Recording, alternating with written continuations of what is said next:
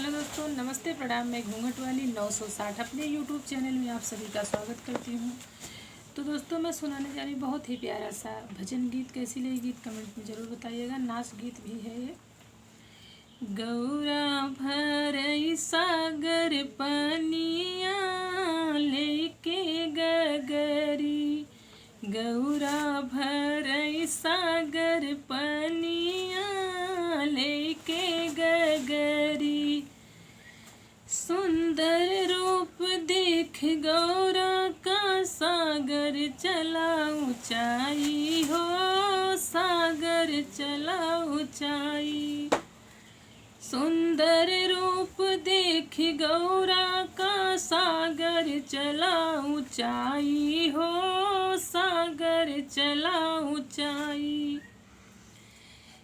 के कर हऊ तू बारी दुलारी, के कर हऊ घर वाली, के कर भरन जाल्यू पनिया लेके गगरी, के कर हऊ तू बारी दुलारी, के कर हऊ घर वाली, के कर भरन जाल्यू पनिया लेके गगरी, गौरा भरई सागर पनिया लेके गगरी।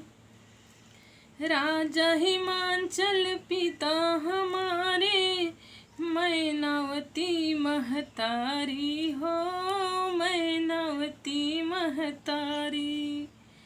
राजा हिमांचल पिता हमारे, मैनावती महतारी हो, मैनावती महतारी। शिव शंकर से ब्याह रचाए, उनकर हई घर वाली, उनकर भरन जाली पनिया लेके गगरी, उनकर भरन जाली पनिया लेके गगरी। गौरा भरई सागर पनिया लेके गगरी, गौरा भरई सागर पनिया लेके गगरी। तो दोस्तों, ये था मेरा छोटा सा भजन गीत कैसी लगी कमेंट में ज़रूर बताइएगा। प्लीज़ मेरे चैनल को सब्सक्राइब करना, वीडियो को लाइक करना। दोस्तों, फिर मिलूँगी कोई अगली नेक्स्ट वीडियो में अच्छे गीत के साथ। तब तक के लिए नमस्ते, प्रणाम।